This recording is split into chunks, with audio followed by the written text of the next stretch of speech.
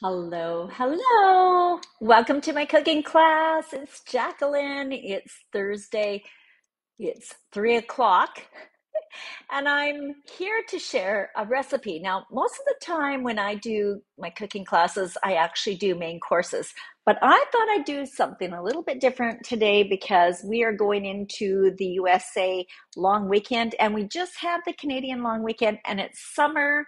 And so I thought I'd showcase a recipe that you might want to try that would be great for entertaining. So I hope you're going to hang out with me and see what I'm making today.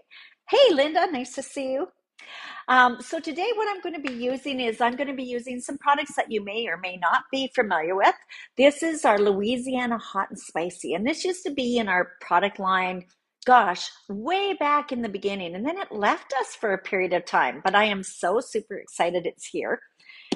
We've got our Poco Picante salsa. And for those of you who don't know about our Poco Picante, it's actually a dry mix. So some people think that this is a salsa that's pre-mixed. It clearly is not. The heat is in your control and it's all chopped up for you. So if you're the type of person who makes your own salsa and you buy peppers and then you're worried about touching your eyes and the oils that get on your fingers, home office has done it for you.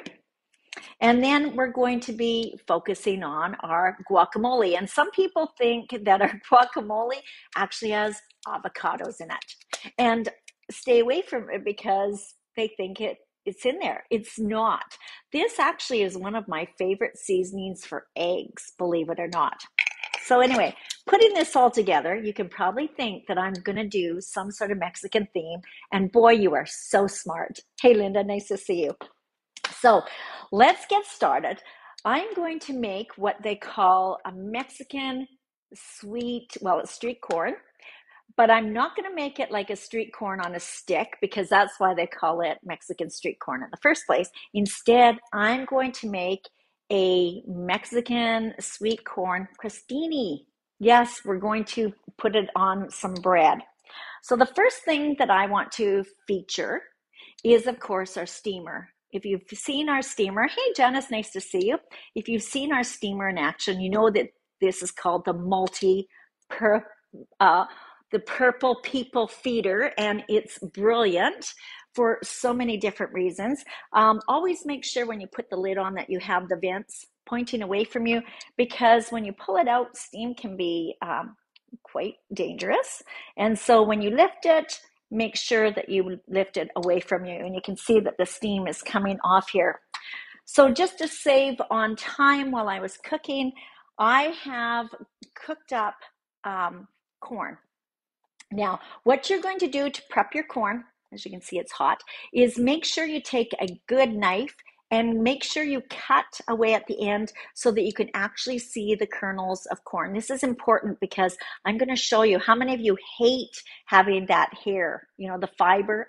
I know there's a word for it, but I remember when I was a little girl, it was so hard to get rid of that, and it would get caught between your teeth. And no, it wasn't floss, but it would get stuck there. But if you trim this properly, you can take this and just shake it out and hang on to the top, because that's where all the fibers are going to be stuck. And it leaves you with, ouch, that's hot to hold, but corn that is not got the hair on it. Okay? So already done that in advance for you. And then what you're going to do is you're going to cut it off. Okay? So just use a sharp knife, go around. That's the reason why I'm not cutting it now. That is hot out of the microwave. How long do I cook it for? 4.5 minutes. That will work for 3 to 4 corn cobs. I can put 4 in there, and I sort of crisscross them. So that's how I put them in the multi-purpose steamer. So now that we've got our corn cut, and don't you just love these nice mixing bowls? I love them. So this is the large size. I've got roughly 3 corn cobs. Each corn cob brings off about a cup. So we're roughly got about 3 cups. Remember, this is not baking. It's not a science experiment. So if you're a little more or a little less, it's not going to ruin your recipe at all. So we're putting it in our saute pan. Hopefully you can see it here. So the saute pan, I've got about 2 to 3 tablespoons of butter. You could use olive oil if you prefer. You could use ghee. Clarified, you could, so that it cuts back on the salt, because I know we've got some people who have salt issues. And what we're going to do is we're just going to heat this up a little bit, and we're going to season it with our poco picante salsa. Okay, so remember, the control of heat is up to you. So using your 4-in-1 spoon, what you're going to want to do is decide how much you want to put in depending on your family.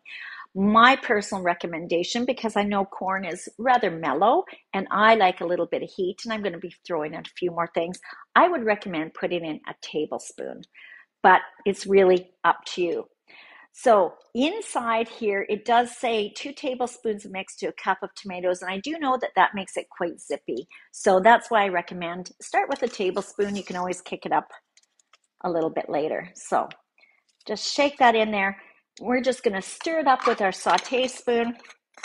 And then we're just going to let it cool a little bit so that we can get our crostini working. So here's my saute spoon. I've got this on medium heat. And this is going to give it that flavor. And of course, because I've got butter in here, it's going to be like buttered corn. Yum. I'm sure you can imagine how good this tastes already. Good to see you, Janice, as well. So any questions for me? How many of you have had street corn from Mexico? I can give you some fun food facts on it. So corn and street corn actually goes back a long, long way. And of course, Mexico is taking credit for this, but I did do some research and I saw that some people in the Honduras were saying it came from there. There is an old legend, if you can believe, that actually has a Mexican person following ants to the mountain of sustenance and actually stealing corn from the gods to feed the people. So it does go back like 10,000 years. So that goes back a long, long, long time. Okay, so we've got this basically mixed up. I'm just going to turn this down. Now, the reason I want to get some heat on it is because of the dry mix. And you need to have liquid in this for it to start blossoming, for it to start having the flavor intensity. But we don't want to put this hot on our crostini. So now that we've got it sort of opening up and moistened, I'm just going to turn this off, okay? All right, so what are we going to do next? Well, I will let you know, you should, at this point, probably cut up your bread. And so I like getting regular, what do I call it, French bread. And I actually like cutting it really quite thin. Reason being is you don't need all those extra carbs. You just need some sort of plate to set this on. You'll notice on the top of this, I've also sprinkled a little bit of that amazing product I was talking about, which is our Louisiana hot and spicy. So just put a little bit of butter and then sprinkle it on. If you wanted to, you could just take some butter and mix the Louisiana hot and spicy seasoning right in it, and then it would be a buttered, flavored butter, okay? So either way, you decide. And the directions actually are right on here for a hot sauce, a hot dip, and there is also a butter spread. So there you go, right on the package. Now, the flavor that's in here, I should also let you know that it does have a kick, but not crazy. It's got spices, garlic, onion, cayenne pepper, which gives it the heat. Hey, Trixie, nice to see you. A little bit of salt and herbs, okay? So, Trixie, I'm assuming you love the Louisiana hot and spicy. I am super glad they brought it back. All right. So, what am I doing with the guacamole? All right. So this recipe I saw, I found it online and I just thought, rather than having all these different spices that you have to go to the store and buy, why not just make it super easy by grabbing your Epicure spices in your cupboard? And that's one of the beautiful things about Epicure is we've put a whole bunch of flavoring packed in one jar, so you're not having all those individual spice jars that are sitting up in your cupboard forever. So the recipe for this asked me to go shopping for avocado mayonnaise. When am I going to use avocado mayonnaise other than this recipe? And this is the beauty of this. You can make your own avocado mayonnaise from scratch. It's going to be healthier and probably tastier, and you're not going to have that mayonnaise in your fridge getting old, taking up good real estate and filling up your condiment shelf. Okay, so let's make this ourselves. So I'm going to use our small little mixing bowl. You've probably noticed I've been using all three. So using the small one, I will have some mayonnaise, of course, because that's a staple in our kitchen. It's not like I'm asking you guys to go out and buy something unique.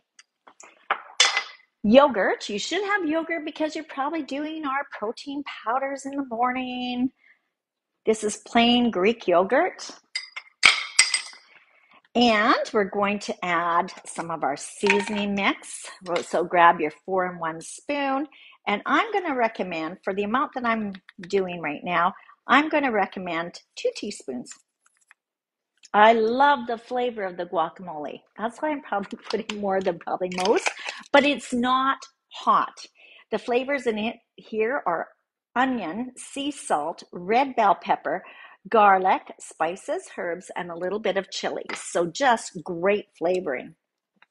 So we'll give this a mix. Of course, I am going to add my avocado, and I'm only going to add about a half. You can save the next half for maybe putting right on top of your crostini. So taking a knife and having your avocado, just cut carefully through here. Spin it around. Give it a twist. I know you guys know how to do this. And we've got our beautiful avocado. So what you can do now is I usually like scoring it. Be really careful when you do this. If you've got a really sharp pointed knife at the end, don't cut your hand. I spend quite a bit of time in my kitchen, so I'm very comfortable with doing this. But if you would sooner get a fork and squish it. If you've got the right avocado, you'll probably find that it's really mushy anyway. You can grab a spoon and you're just going to drop this right in to your mayonnaise. Can you guys see this? I think you can.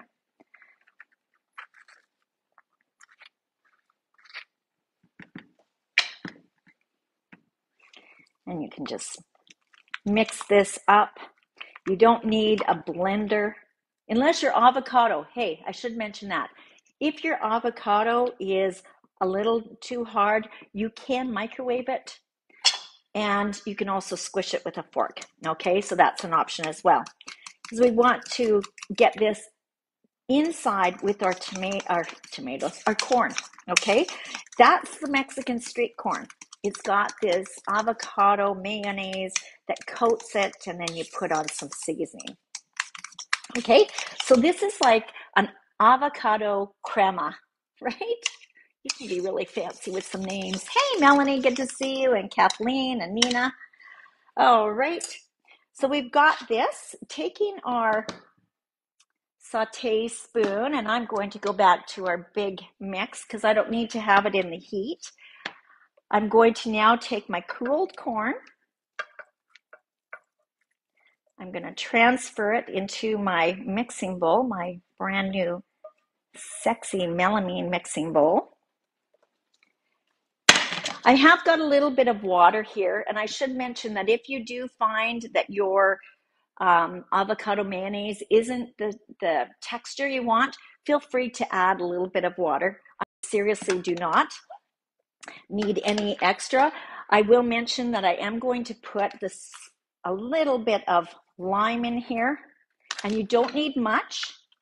If you happen to still have one of our citrus presses, we're not selling this anymore, but gosh, If you got it, pull it out. It's one of my favorite products. I'm quite sad it left. Just give this a little squeeze. This will prevent your avocado from turning on you. And I am going to move this where you can see it for one. And I'm just going to put this inside with my corn. Go to the last drop. Mix it all up. Oops. We want to make sure we get this nicely coated, and we are going to add some additional things. Now, we could do just corn, but of course, if you know me, you know I'm always shopping. A staple in my house, I always have peppers. I think it's a must, and I buy them all the time. It is probably a weekly thing because I put it in almost everything. I'm also going to put red onion. So here's my pepper. So I've just chopped up roughly about one. And you can use green, you could use red pepper. The other thing that you're going to want to do is put in some onion. And I don't know if you heard me last week, but I said, I don't know what I was doing, but I had like 5 red onions in my fridge. I don't know why. So you know that every recipe I'm going to be making for probably another 2 weeks is going to have red onion in it. So this is our mandolin. It's a 4-in-1 mandolin. And what I've got in here is I've got the one that slices and dices. And this is the fine dicing. I've put my red onion in here. There is a finger guard. Make sure you use it especially when you're doing onion. And how quickly did that happen? I'll show you the texture of this. Finely chopped. How long would that take you to do at home if you were just using a knife? So now you can see the value of that.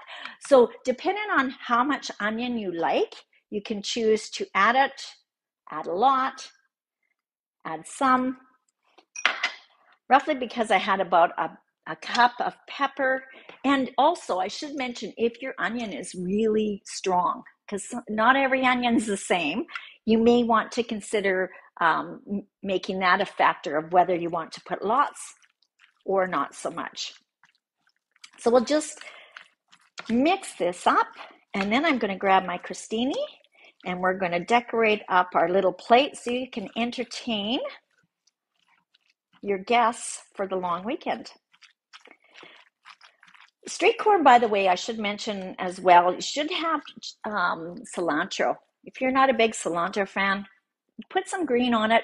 Maybe you want to put green onion instead because you don't like cilantro, but it's just a nice coloring to make it pop.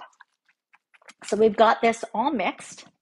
The last thing we're going to add, and I didn't want to add it too soon, is you can put on Mexican cheese.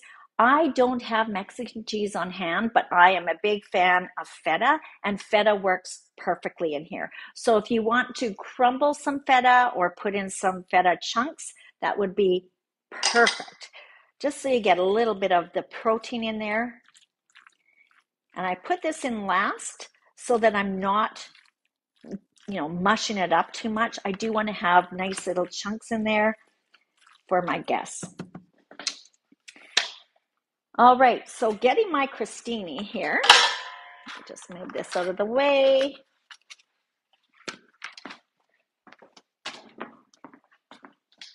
I'm going to grab a plate. And we'll just set our crostini on. You roughly can probably do about 12 to 14. I want to have some extra because I think it would really be good just to have some around some taco chips. You can use it like a scoop, like a dip. If you wanted to, another thing you could do is mix this with some cream cheese and make like a street corn dip, all right? So getting a spoon. Let's grab one out of my drawer here. We're just going to scoop some of this on to our crostini and decorate up our plate. So there you go, guys. I'm going to continue doing this, but you don't need to see me watching this totally. As I mentioned, you should top it off with cilantro. And I actually always grow some little herbs. So if you've got some cilantro, I would recommend that you decorate it up a little bit.